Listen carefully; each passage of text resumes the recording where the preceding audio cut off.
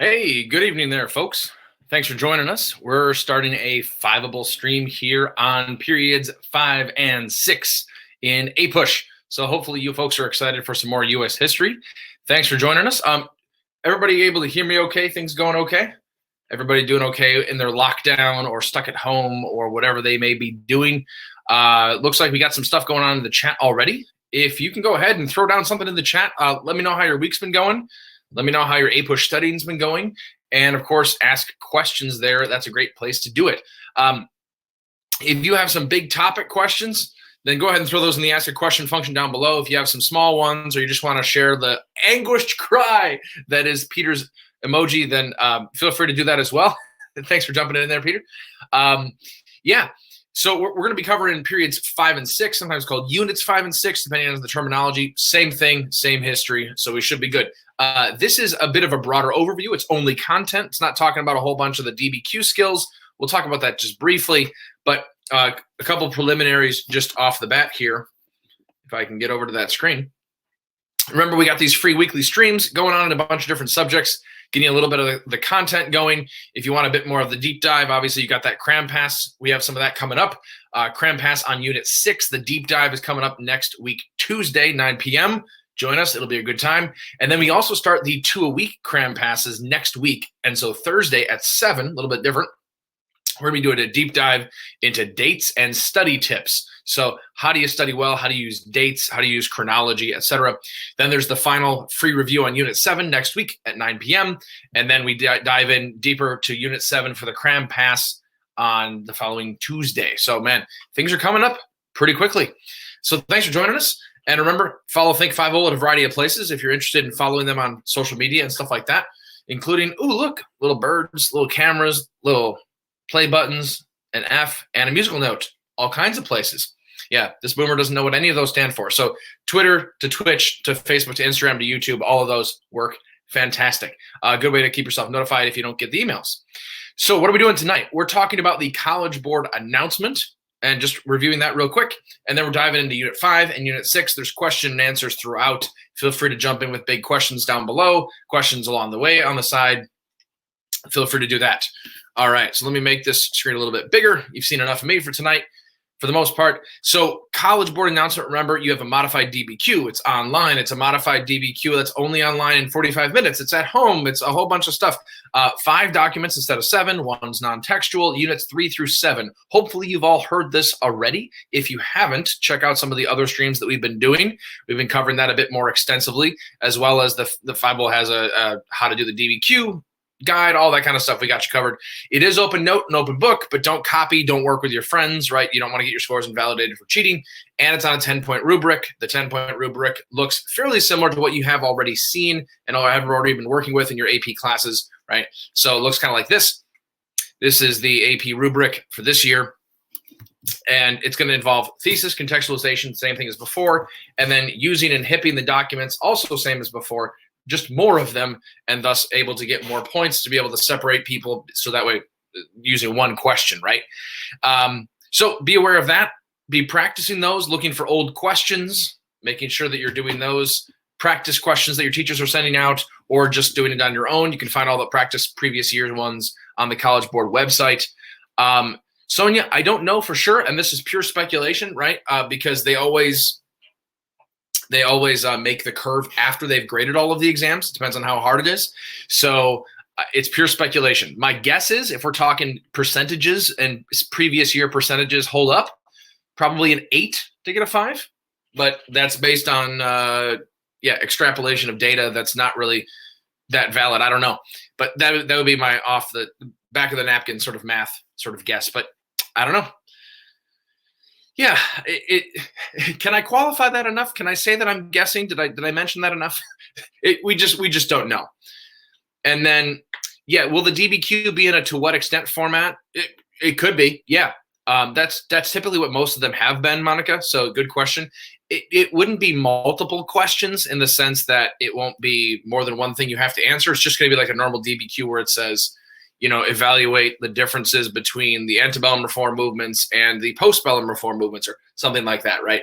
A lot of them tend to use that evaluate the extent to which language. It's not required to, but they're all going to be using the CCOT, compare, contrast, or causation. So in that sense, we know what's going on. All right, so that's the rubric, and hopefully you've spent some time familiarizing yourself with it. If not, that's a good thing to Google and get onto the College Board.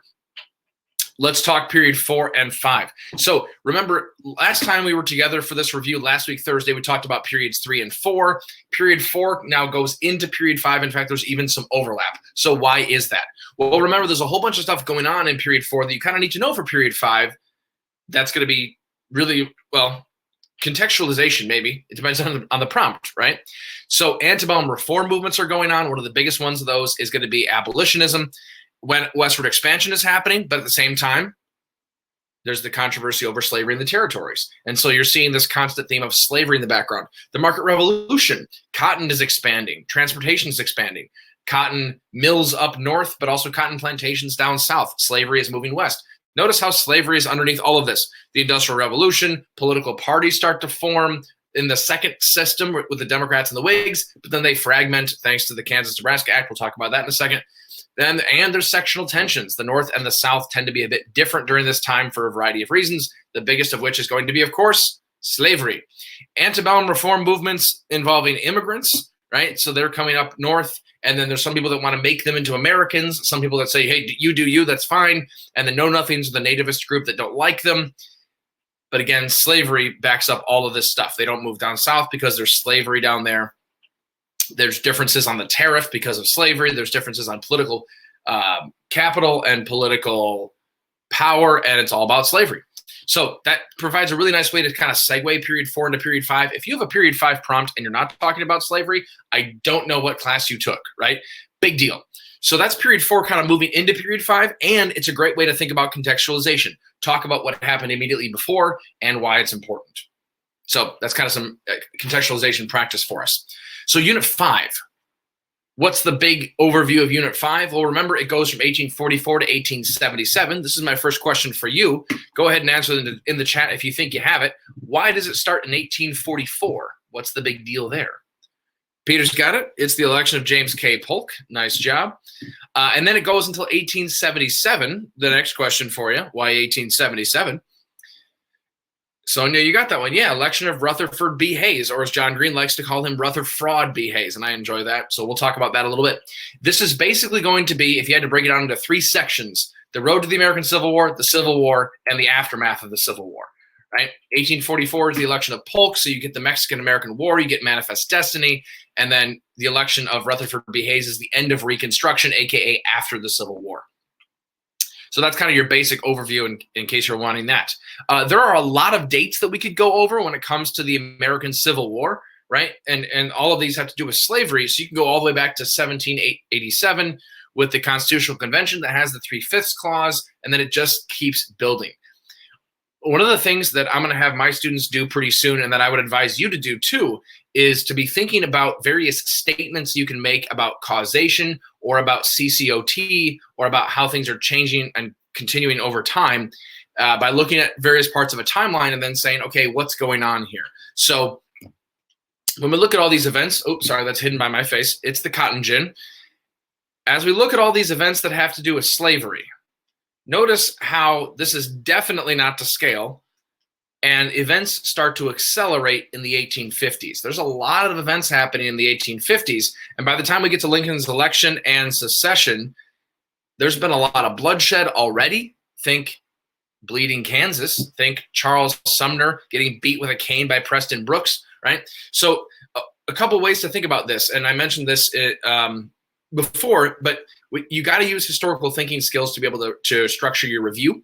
And when you do so, you want to be thinking about statements you could make about this. So let's say antebellum compromises over slavery became shorter lived, or the arguments became bloodier, or the arguments became more polarized, or the arguments became increasingly heated.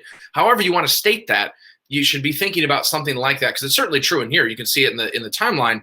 But you want to be thinking about direction and magnitude in your thesis statement. That's a good argument to be able to make. So some antebellum geography, a reminder about a couple of things, and let's see if I can get this to work here. So remember, the Kansas-Nebraska Act is going to be right here. That's modern-day Kansas. That's modern-day Nebraska. But the Missouri Compromise line is right here. And then initially, this is all Spanish territory until the United States takes it over thanks to the Mexican-American War. So we'll get into that a little bit. It's handy to know some of your states. You don't have to know all of them, but geography is pretty important. If you want a review of geography, we did a question and answer session a few weeks ago about geography that kind of outlines some of the things you need to know. It's a good idea. You don't have to know where exactly, say, Arizona is, but California, very important. Missouri, very important for this reason. Iowa, not so much, but sorry, Iowans, but very important. I'm from Michigan. It's the one that looks like a hand. It's really easy to point out, so that's not a problem at all. Hey, look, there's Michigan. So what happens with California and Texas, and why do you need to know those so much? We'll dive in a little bit more, but again, make sure that you know some of your geography. And then there's the Kansas-Nebraska territory, in case you forgot from the earlier map.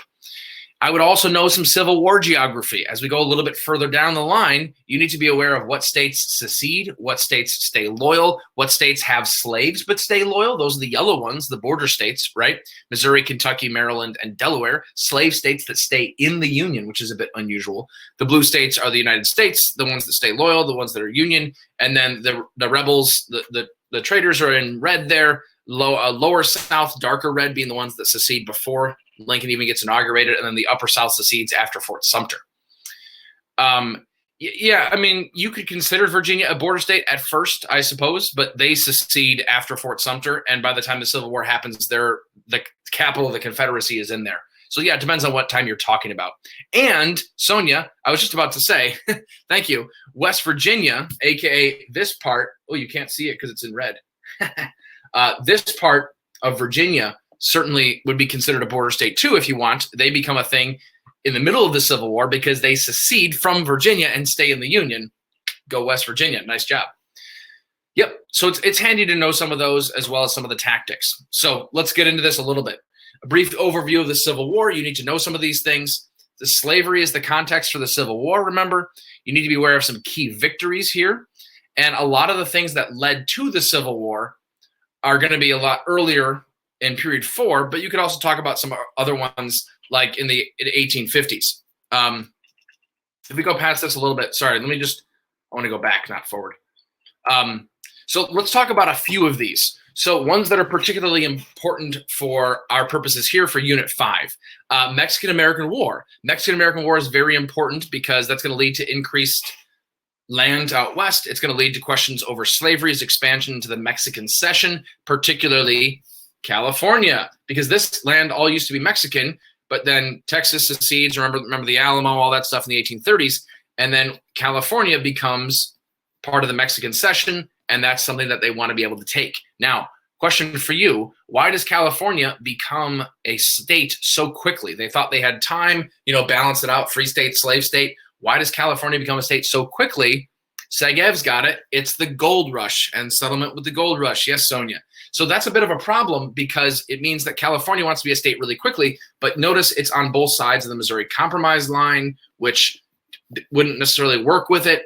It's also relatively large, and we didn't have another one to balance out for a slave state and a free state and a slave state like we did with Texas and Maine, Missouri and Maine. It just doesn't work that well, and so they have to make some sort of compromise.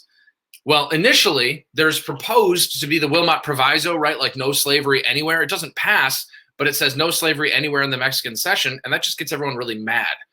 And then what do? Well, keep in mind, Treaty of Guadalupe Hidalgo ends the Mexican-American War in 1848, and then gold's discovered the same year, but no one finds out about it or is able to travel there until 1849, thus the San Francisco 49ers. And then they have to decide what to do with it once it wants statehood. And Christine, you've got it. It's the Compromise of 1850. And so the Compromise of 1850, it involves some minor things involving like no slavery in D.C., no slave trade in D.C., popular sovereignty, and the New Mexico territory and stuff like that. But the biggest things to know are California becomes a free state. In exchange for, what does the South get? A new and improved, waiting for someone to throw this into the chat, nice job, fugitive slave law. Absolutely. Now, remember, there was a fugitive slave law in the Constitution, but it was rarely enforced, or at least it wasn't enforced as much as the South would have liked, and therefore they put in a new, more robust one. And so California becomes a free state, and there's no other state to balance it. But then these northern states, are they even able to be free states anymore? They start to pass things like personal liberty laws, essentially saying, we will ignore this, we will not return slaves. And yeah, Christine, DC stops the slave trade and there's popular sovereignty in the Utah and New Mexico territories. Honestly, though, if you're studying all of APUSH for one question, I would probably forget about that. I mean, if you remembered it, awesome. But the two big must-know parts of the deal are California's a free state, fugitive slave law, because it's super controversial, especially the fugitive slave law. But yes, you're right.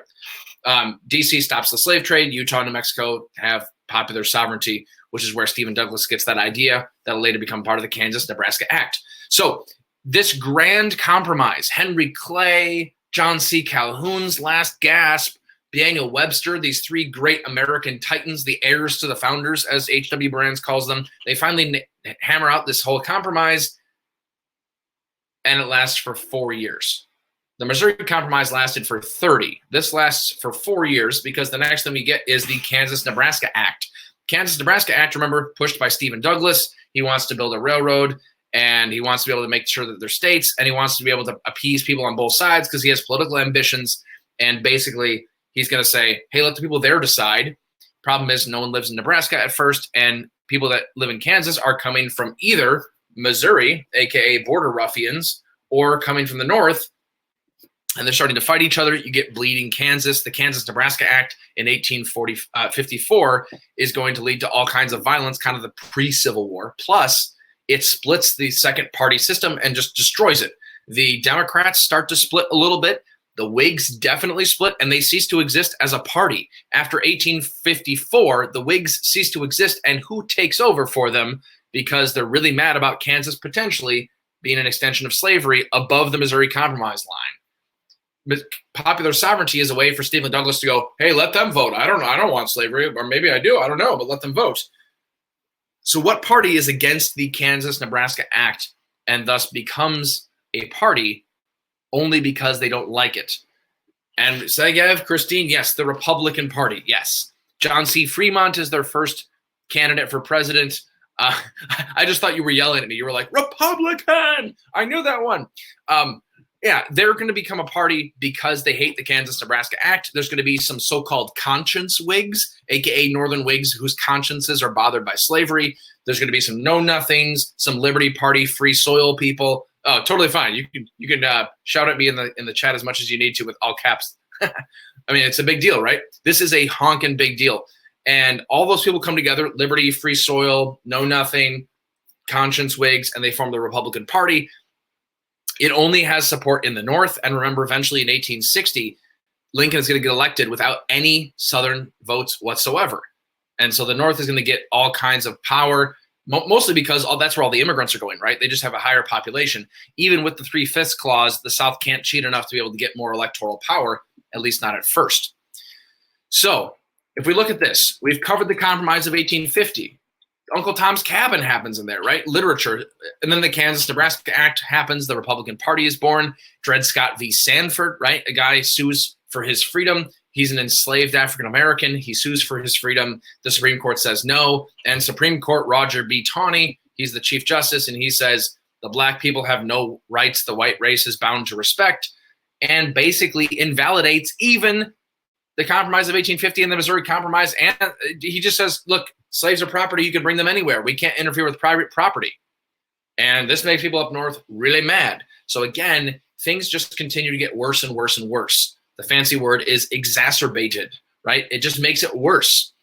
And then the Lincoln-Douglas debates happen in 1848. Just another example of people going, hey, wait a minute, there's a big event happening in Illinois. Who cares? Well, it's all about slavery, and they're having a debate that a lot of other people are having. And even though Lincoln loses, he gains a nationwide following and a lot of respect from people, although pretty much just up north, right? So by the time Lincoln is elected, the South wants to secede, and there's the whole ball game. So how are you feeling on westward expansion causing debates over slavery, antebellum stuff, the causes of the Civil War? The North begins to be more and more militant, right? Abolitionism. We get people like William Lloyd Garrison and Frederick Douglass, David Walker, but also people like John Brown, right, who are getting increasingly militant. And then you have people down south who are saying this peculiar institution is really actually a positive good, like John C. Calhoun kind of people, right? And they're going to insist that slavery is a positive good. It's good for everyone, including the enslaved people, which is, super messed up. It's paternalism. Exactly, Sonia. Whenever we talk about this, I always ask for a volunteer that I can pat on the head. And then I go over and I say, oh, you poor little person, you need us to take care of you. And I'm like, that's super insulting, right? That's paternalism, which comes from the Latin word for father, right? So it's pretending that white people are acting like fatherly figures, hashtag worst dads ever, to their slaves. And that's just really not cool. And so they're pretending that somehow black people are inferior. They need white people to help them in a way that a child needs a father, which is super messed up. But yeah, paternalism is a great way to describe that. Let me just pause right there since we can start talking about the Civil War now. Any questions about the causes of the Civil War, getting into the Civil War, the road to it? We covered that pretty extensively. A lot of it's in period 4. It overlaps a little bit. But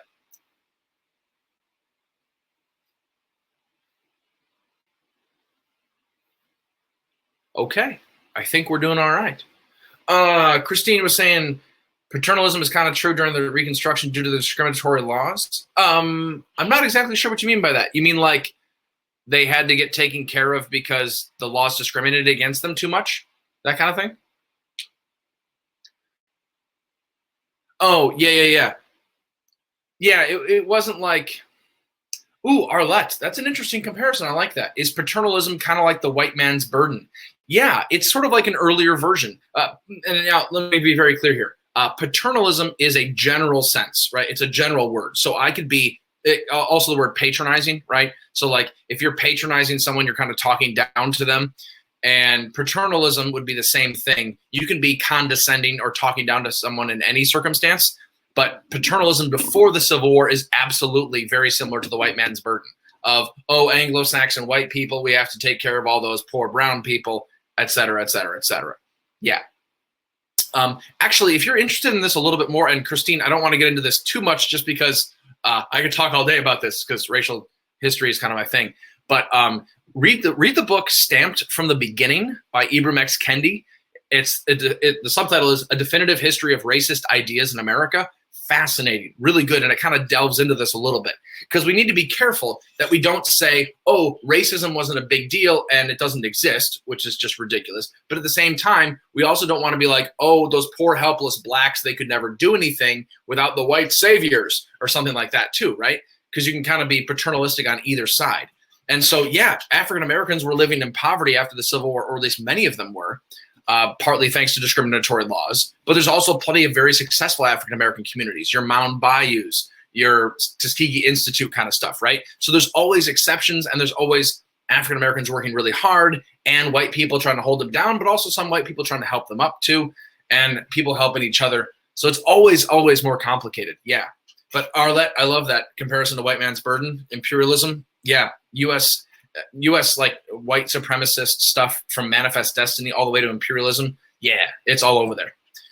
So we talked about slavery as the context for the Civil War. Let's talk about some key victories. Remember, I would say there's maybe like 3 or 4 that you should know. You don't have to know all of those, but it's not a bad idea. The biggest thing here is that the North wins because of superior manpower and production, but also they managed to keep Europe out of it, right? So Antietam keeps Europe out the first time. Gettysburg keeps Europe out the second time. Vicksburg cuts off the Mississippi, so they have this Anaconda plan. They're going to squeeze the South from the outside and thus use their long-term superior manpower and production capabilities. Antietam also allows Lincoln to do what? What does Lincoln do? This is a question for you to put into the chat. The Antietam, he spins it as a victory for the North.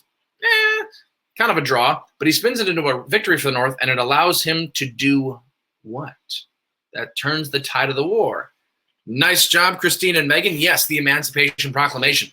He says, look, we won, and now we're going to do this as a war measure. So remember, the Emancipation Proclamation is under Lincoln's authority as a wartime president. He's going to take away the property of the South because they're using their property to rebel. And thus, it not only takes away stuff, people but stuff they would think of it then, right? They would take away not only material from the South, but also add manpower to the North, because after the Emancipation Proclamation goes into effect January 1, 1863, African Americans can join the U.S. Army. There's also the Confiscation Acts. That would be other things to remind yourself about.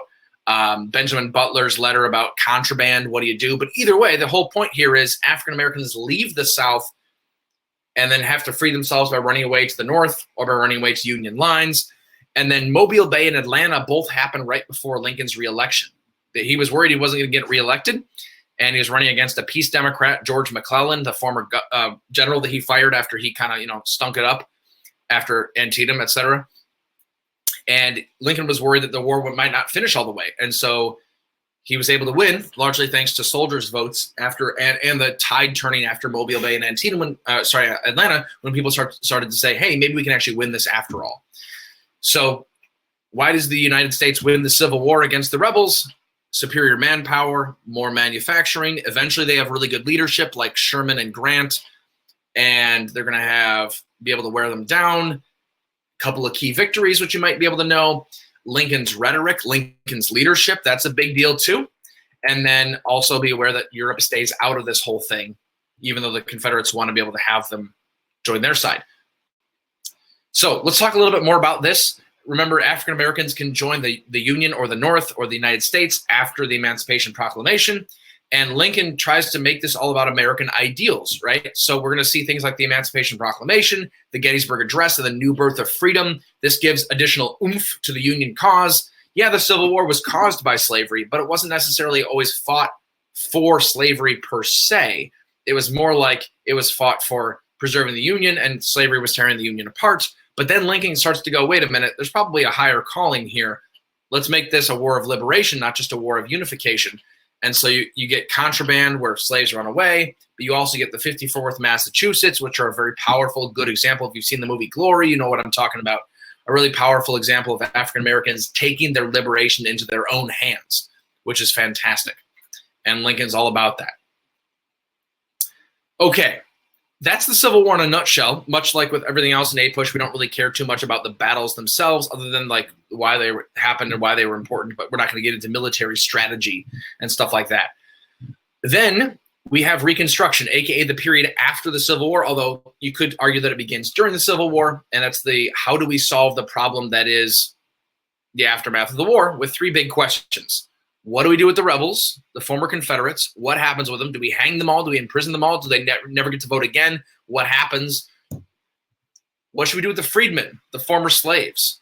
The formerly enslaved African Americans are now free, but remember, many of them are impoverished. They have nothing more than the clothes on their back, maybe a couple of tools. They're agricultural workers. You can't just say, all right, go on, have a good life, see ya, hope you're able to, make some money somehow. You could, but I feel like that'd be pretty heartless, right? They've been working for free for decades. What are we going to do with that? And then, of course, who gets to decide those two questions, the president or Congress? Because you're going to have a couple different presidents during this time period, Lincoln and Johnson, and then you have those two gentlemen in Congress that are going to be very important, and a thorn in the side of Mr. Johnson. Here we go. Charles Sumner, back from recovering after getting the cane beating, and Thaddeus Stevens. And those guys are going to be radical Republicans and very much opposed to Andrew Johnson, who takes over after Lincoln gets shot. Ulysses Grant is president during Reconstruction as well.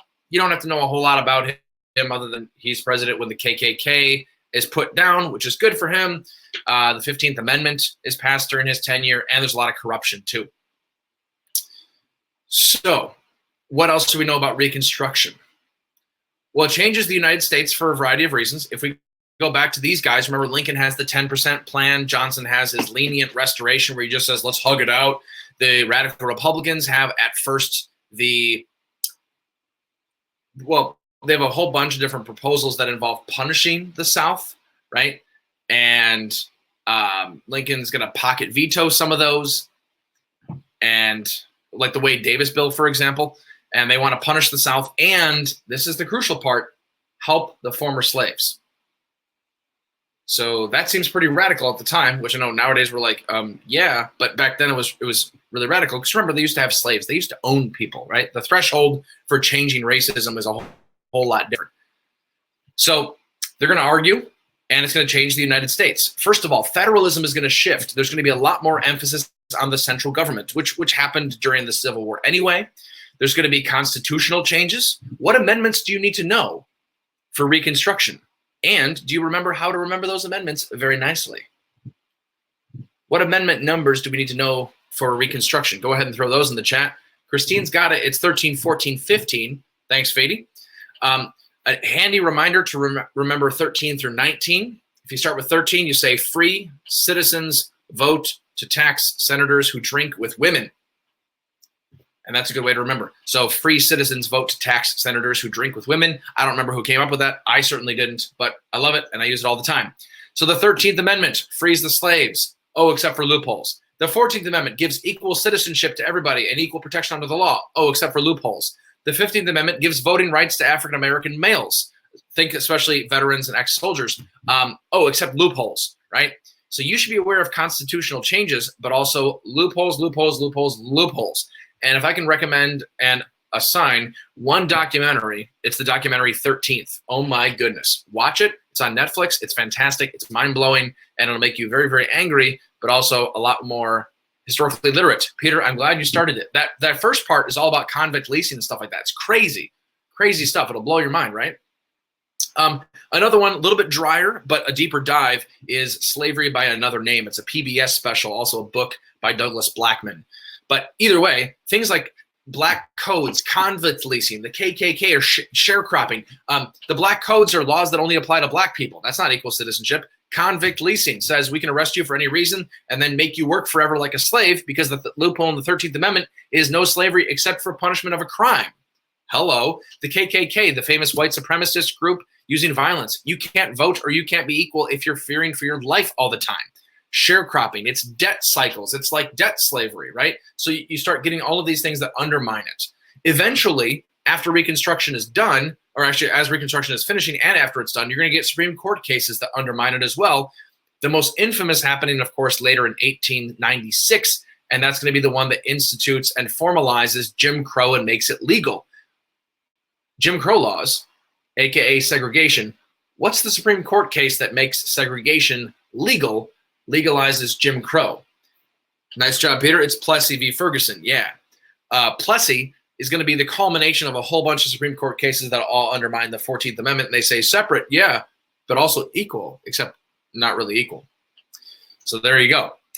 Remember, Andrew Johnson throws down with Congress, and so the Congress wants to pass the Freedmen's Bureau. They do under Lincoln. It's supposed to help out ex-slaves, right? Help them get married, get jobs, get food, get assistance, get housing. But it also applies to poor white people down south too. Like, this is a good thing. But Johnson wants to veto the extension of it, and so Congress starts to fight with him. Lincoln's 10% plan, well, it never gets off the ground because he dies. But then the Wade Davis bill gets vetoed. Johnson's lenient restoration. He starts to allow ex-Confederates to come back in. He doesn't really care. As long as you free the slaves, I don't really care about anything else. Don't give them any rights. Well, then you start to get black codes. Congress finds out and gets really pissed. And so eventually they're going to impeach Johnson over a variety of things. And Johnson, remember, is found not guilty. He's one of 3 presidents that have ever been impeached. Johnson, Clinton, and Trump, all 3 of whom were found not guilty. And he was, yes, Peter, saved by 1 vote. So after this, basically Congress is in charge and the radical Republicans take over. They start passing the Reconstruction Acts. They put troops down south. There's a variety of Reconstruction cartoons that we could look through here. But again, this would be Thomas Nast saying, look, we're pardoning former rebels. Shouldn't we give the right to vote to ex-soldiers, like African-American ex-soldiers who literally fought for their country? You're going to see things like Johnson fighting with Congress. You're going to see things like troops down south. Remember, the Reconstruction Acts are placed so that troops go down south, and that way ex-Confederates can't harm this poor freedman. But alas, the troops can't be everywhere. They're not in a lot of rural areas, and they're often free to roam around in non-city places. And so this cartoon is showing, is this guy really free to vote? No, of course not. He's being threatened with violence. This one shows the end of Reconstruction. We'll get to that a little bit later. But if you want to know more about this, look up the short answer question from a few years ago. This was a short answer question comparing Grant's administration, where he was allegedly sort of like getting hard on the South and like burdening them too much. And then Rutherford B. Hayes is like, let them do whatever they want. Let them alone policy. And then notice the prospering in the background, but also I'm pretty sure that's sharecropping right there. So, not always a silver lining. So all of these loopholes and Reconstruction's kind of failure leads to it being maybe worse than slavery, right? Because at least during slavery, slaves were able to have their life perhaps be protected by white people because they were considered an investment. Afterwards, they're not even considered an investment. And so wow, that's terrible. The White League is just another version of the KKK, like the White Citizens Council, et cetera. It's just another terrorist organization down south in charge of, well, not in charge, but that tries to keep black people from voting, et cetera. So the Reconstruction ends in 1876 when Tilden, as you can see right here, Tilden is facing off against Hayes. And Tilden is a Democrat, down south support. Hayes is a Republican, up north support. And the South threatens to secede if Tilden doesn't get elected because there's some contested votes in some states like Florida, because, it's always Florida. But it ends up being they become disarmed because they end up with this compromise, the Compromise of 1877, which says, hey, Hayes becomes president. In exchange, remove the troops from the South and we'll treat black people nicely. Like you see in this cartoon, except, yeah, who's going to trust that guy, right? He's got like an evil villain mustache, like he's going to tie a damsel to a railroad tie, and he's telling this black guy that he can certainly be trusted to be nice to him, but that's not the case. So let me just finish up one more thing with that, and that is this is the Compromise of 1877. You should know that. That's an important date, partly because it's the end of the period and partly because it represents the failure of Reconstruction. Is there a bunch of African-American suffrage during Reconstruction? Sure. Blanche K. Bruce, Hiram Revels, PBS Pinchback, fantastic names, right? You get a whole bunch of gentlemen who are elected to Congress, but remember some of the disappointments. First of all, ladies don't have the right to vote, right? The 15th Amendment only applies to black males. African-American females really didn't have the right to vote until 1968 or 1965. Like, that's crazy. That's crazy. Whereas, yeah, and yep, the National Association for Women's Suffrage starts to divide, right? Why didn't they, Teaguist? Because, remember, African Americans get the right to vote with the 15th Amendment, but, that's only males. And then women get the vote with the 19th Amendment in 1920. But here's the thing, even down south and a lot of places up north, there were still all kinds of voting fraud and discrimination and things like that. So it's not really until the Voting Rights Act of 1965 that African Americans are fully able to vote, and thus black women are going to be allowed to vote at that point too. So technically, should they have been able to vote because of the 19th Amendment? Yes. In reality, did many of them, especially since a lot of them live down south? No, not as much. Northern black women, sure, but yeah, the Voting Rights Act of 65 is aimed at making sure that black people, both men and women, can vote, especially down south. Although that's been changing recently. Grr. Yeah, and Fady, you stole my transition. Fantastic. Yes. Notice what's happening in the background, right? There's some factories going on there. Kind of shows the new South. And so we'll see that the South quickly and the rest of the country quickly moves on. Like, hey, we've done enough for about, like, we got rid of slavery. What more do you want? You still hear people say this today, which is a little bit crazy. But like, we got rid of slavery. What more do you want? Let's move on. Let's make some money, right? We don't have time to deal with your feelings and racism and stuff. So after Reconstruction ends, we transition into period 6. Let me pause right there. Any questions on period 5, on Reconstruction, Civil War, road to the Civil War? We've paused for questions before. I think we're doing okay. If you have questions, you can always put them into the chat there. Otherwise, just for sake of time, let's go on to Unit 6. So Unit 6 is going to involve some overlapping dates. 1865 is the end of the Civil War, but also the start of the Industrial Age, or the Gilded Age, depending on how you want to think. And it goes until 1898, which also overlaps with period 7. 1898 is the Spanish-American War, but it's also an important, well, it's 2 years after the election of McKinley, and it's just a handy-dandy marker, I suppose, mostly because of the Spanish-American War. So what are the big 3 here? You need to be aware of the American West. So this is the Homestead Act, etc., the rise of industrial capitalism, and immigration, migration, and culture, which is kind of vague, but we'll talk about that. So notice the Saudi house there, and then the steel mill picture as well. You need to be aware of that. By the way, just kind of as an overview, when you're looking at APUSH review and you're like, oh my goodness, there's so much stuff. How can I remember all of this? Oh my goodness. Start big, work your way down to the details. If you see something happening during the Industrial Revolution or something happening during these time periods, think, yes, as Tegas is saying, industrial growth from the Civil War, absolutely. All the manufacturing that happens, it sparks a big boom. War is unfortunately good for business sometimes, as long as you're winning. And my goodness, it was a good war for a lot of inventors, a lot of people making money, and industrialization coming out of the war. Yes, absolutely. So let's dive into that a little bit. So immigration and migration during period 6. You need to be able to explain like why people moved west and what are the immigration push and pull factors that are involved.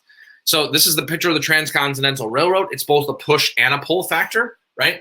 So that's going to be created by Republicans in Congress during the Civil War, actually, but it's completed in 1869. It's going to allow for faster transportation all over. The Homestead Act is going to pull people out west with the promise of free land. But of course, free land involves taking it from the Native Americans, so that's going to be a problem. The Morrill Land Grant Act gives land to states for colleges and things like that. People move out west for mining, for timber. And then, of course, there's various inventions that enable this to happen, like the McCormick Reaper ends up making farms a whole lot more efficient. Barbed wire enables ranching to be more efficient. You can know a couple of those, right? If you've seen the America, the Story of Us Heartland episode, you know all of this, right? There's a lot of stuff in there. And it's a good one to watch. I believe that whole thing's on YouTube, too. If somebody wants to find the episode, they can throw it in the chat if they want. America, the Story of Us Heartland is the name of that. The Grange movement starts to be a thing, right? So you should be aware of farmers and people out west starting to protest against the railroads, taking advantage of them, starting to be able to cooperate a bit more, partly for loneliness reasons, partly for economic reasons. The Farmers Alliance, that eventually is going to lead to the People's Party and the Populist Party. So parties like that are going to rebel, that are going to be sort of against the big business of railroads. They're almost like the progressives, except they're going to be out west and down south, wherever there's a lot of rural areas with a lot of farming. And of course, their big issue is silver. So that'll be a big deal too. Bimetallism, right? They want inflation because it helps them out because they're debtors and they want to be able to have inflation. If you owe $100 and suddenly inflation goes way up and $100 isn't worth that much, you're like, cool, I can pay that back, no problem, right? Then just general immigration. Unfortunately, you have this super racist cartoon here about Uncle Sam kicking out this person. This is referring to what particular immigration group that you need to be aware of from the 1880s, who unfortunately get discriminated against a whole bunch. Yeah, nice job. This is the Chinese and the Chinese Exclusion Act. So who are the so-called new immigrants? I mean, old immigrants, Germans, Irish, English, Dutch, etc. The new ones are from Southern and Eastern Europe. Think Greeks, think Italians, and also Chinese from Japan. Russians, yep, Jews, Polish people, all that kind of stuff, and plenty of people from Mexico. But unfortunately, as is almost always the case in American history, good thing we've learned our mistake in 2020, right? When there's a lot of immigration, we tend to think, oh no, immigrants are scary because they have new ideas and they're taking our jobs and yada, yada, yada. And so there's a whole bunch of xenophobia, a whole bunch of nativism, a whole bunch of racism. And the Know Nothing Party, although, Peter, it is gone, right? You're just referencing the fact that it's similar. Yeah, Know Nothing Party is before the Civil War, but this is going to happen afterwards too. Even though it's not a party, we're going to have the Chinese Exclusion Act of 1882 and the questions about assimilation, right? Like, can we make these people into real American citizens? Should we allow them to live in their ethnic enclaves? I mean, my goodness, I live in a place called Holland, Michigan. You'll never guess what kind of people live here. A lot of Dutch people. Everybody does this, right? And absolutely, Hull House, Jane Addams's Hull House is going to be one of the factors in this assimilation movement. And political machines. A lot of these new immigrants are going to move into urban centers. They need assistance. And so urban political machines are going to help them out, but also, like Boss Tweed, sometimes be rather corrupt in exchange for the helping out the immigrants and votes and things like that. Be aware that there's also going to be a lot of change with women and children moving into the workforce thanks to industrialization. That involves a bit of a movement. We're going to see increased urbanization because of that and just increased changes about where people are living and how they're living. So speaking of industrialization, let's talk about that, the rise of industrial capitalism. First of all, Can anyone identify those two pictures there? Either the gentleman or the invention that is up above. The two are not connected, other than they both exist at the same time. Yeah, Sonia, you got it. That's the Bessemer process up ahead. And then Tegist, you're trying to type Rockefeller. I got you. Yeah, that's Rockefeller. John D. Rockefeller, the richest American, possibly richest person of all time. We don't really know, probably Mansa Musa, but yeah, that's him. So you need to be able to explain the effects of technology, social changes from the tech, economic changes from tech, and the government responses to industrialization. That's a big deal too. And yeah, Rockefeller is rocking a mighty mustache, I tell you. So what are some of the effects of technology? Well, first of all, we get power changes, right? So water to steam, wood to kerosene. We start to use oil a whole bunch, moving from horses to engines, not only steam powered like water wheels and things, but we're talking full on big, heavy industry. Christine, yeah, Carnegie is pretty rich, but Rockefeller is richer. Rockefeller is the richest American of all time. Some estimates put his wealth between 150 and 400 billion dollars. Carnegie was worth maybe only 80 to 120 or so billion dollars, which is still more than Bill Gates or Jeff Bezos, but that's a big deal. Carnegie sold his company for a lot of money, but yeah, I know. Sorry, Sonia. The only was supposed to be super sarcastic. I mean, these guys were so loaded. Most of the richest Americans in history, when adjusted for inflation, happened during the Gilded Age, right? Why is it called the Gilded Age, by the way? Because gilded means covered with a thin layer of gold. And so it looks really good on the outside, but on the inside, it's not that great. And Sonia, you're right. Mark Twain. I think I've told this story before. Last time I was teaching about this one. But in Call of Duty Modern Warfare 3, there's a level where you go into a bookstore and you have to save Paris from a gas attack. And in the bookstore, I was like, I'm playing this, but I want to figure out what books they have in this fictional bookstore. And turns out they had a whole bunch of copies of Mark Twain's The Gilded Age, which was hilarious and awesome and a huge nerdy, geeky moment for me.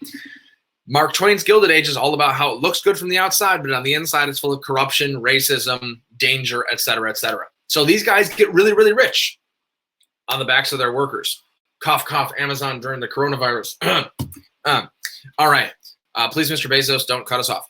New inventions and innovations that happen. A whole bunch of those. Bessemer process, we already mentioned, that leads to urbanization, more steel production, vertical and horizontal immigration, right? You can even have innovations in business structure. So we get the first corporations and railroads, but we also get vertical and horizontal integration.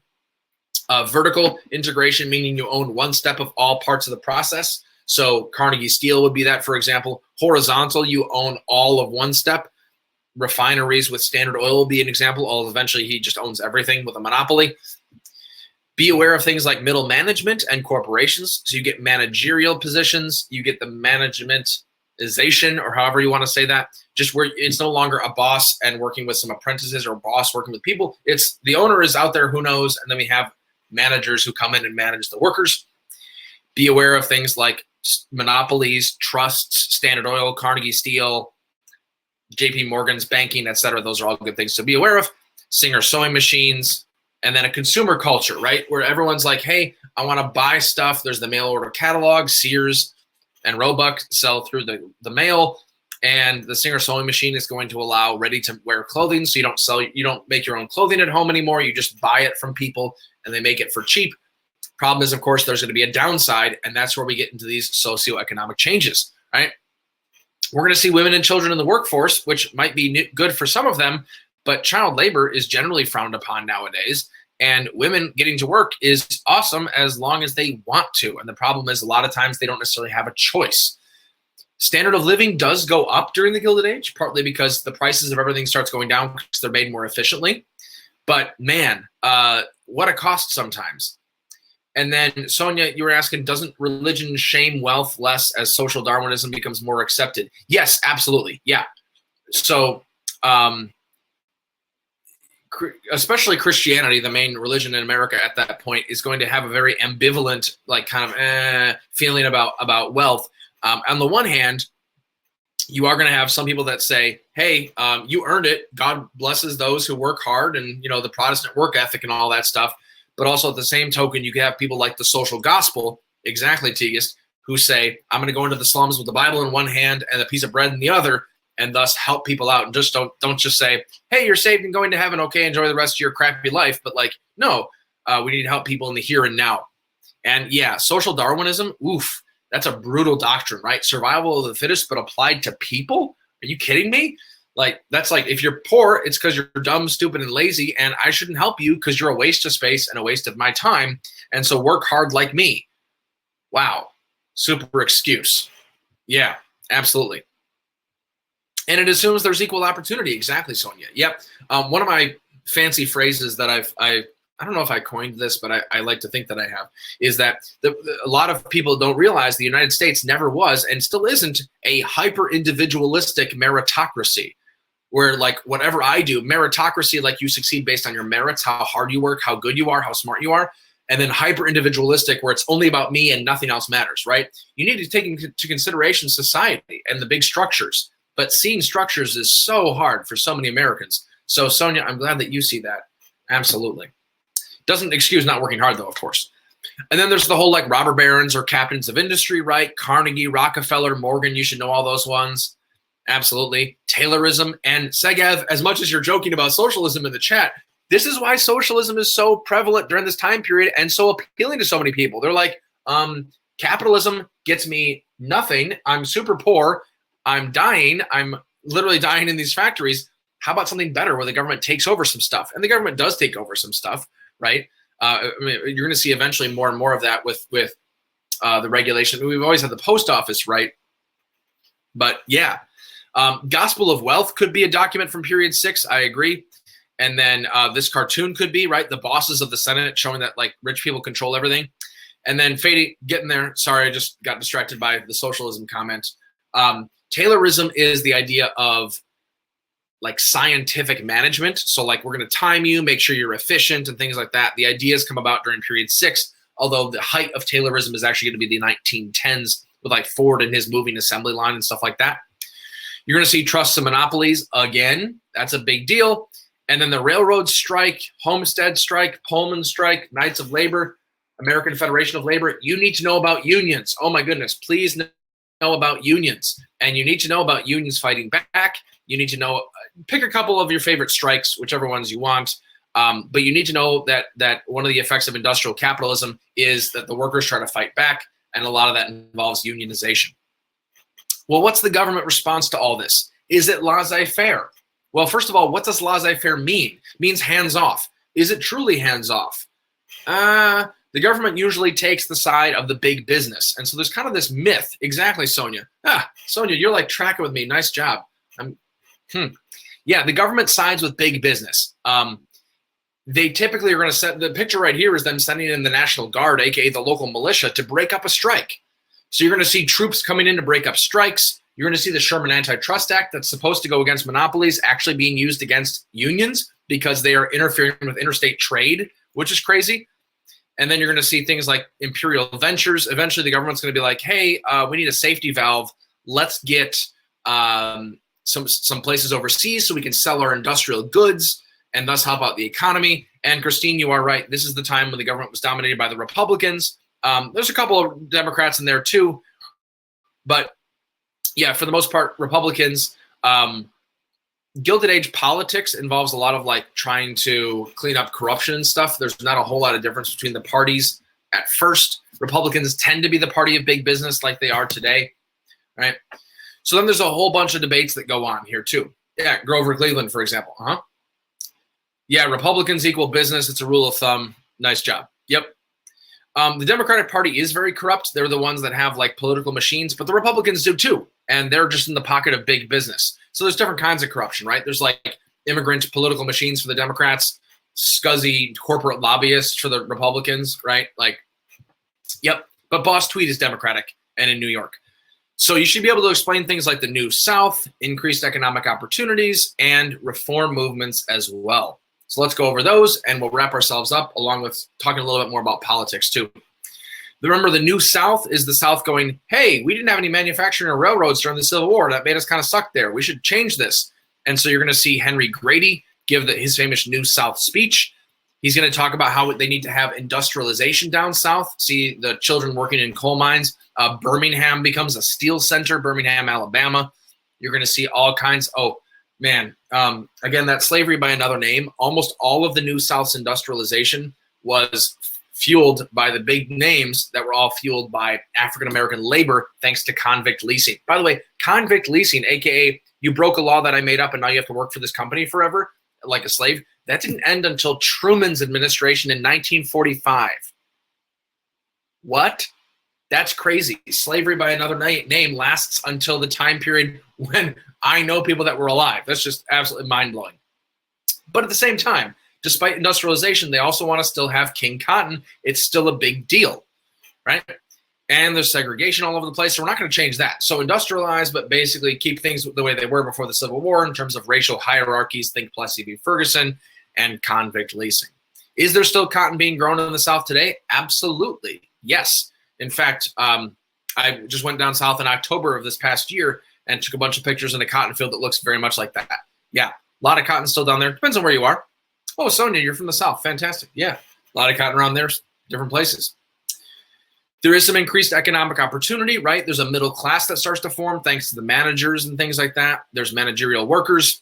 The Tuskegee Institute with this man, Booker T. Washington. There's a consumer culture. Think camping, think libraries, think the circus, all these opportunities where sometimes people have some, I think it's called leisure time. Am I saying that correctly? Right? Like people have time off sometimes if they are in the middle class. The problem is a lot of this leisure time and increased opportunity is built on the backs of the lower class and the working class, right? You are going to see some reform movements, and this is where we sort of start to overlap a little bit with period 7. Think the progressives, right? Yes, this is my lady. Ida B. Wells Barnett is a boss. Oh my goodness, she's the best. So you start to see some muckrakers. You're thinking like Thomas Nast, Ida B. Wells. Ida B. Wells Barnett fights against lynching down south. She is a boss. Thomas Nast fights against Boss Tweed and corruption. You're going to see the social gospel again, trying to address people's physical needs in addition to their spiritual needs. And Tegas, what do you mean by here? Like during this time period or in this location? Because yeah, okay, yeah, Jim Crow starts to happen after Reconstruction ends, after 1877. And I would say it begins to become like a codified rule-based law thing in the 1890s. Yep. Yeah, Christine, I'd say muckrakers are like whistleblowers, but they're typically journalists. So they're going to be writing newspapers, articles saying, hey, look, I found some corruption. Do something about this, please. Social gospel again, like Walter Rauschenbusch. And then people like the WCTU, the Women's Christian Temperance Union. Excuse me. They're going to be fighting against alcohol, trying to advocate for temperance and then eventually prohibition.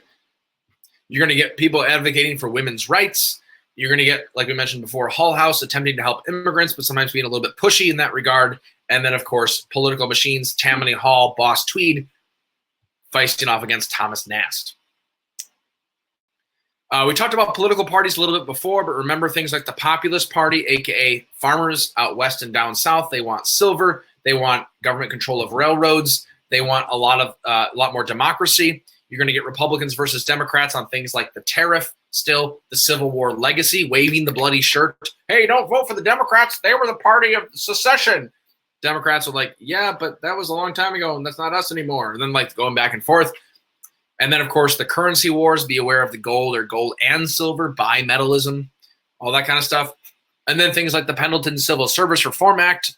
This is a very important law that I just read today that someone was saying that they didn't like this and they thought it was unconstitutional. I'm like, okay, interesting. The Pendleton Civil Service Reform Act, I know, right? Garfield gets shot because the guy's like, you should give me a job, bang.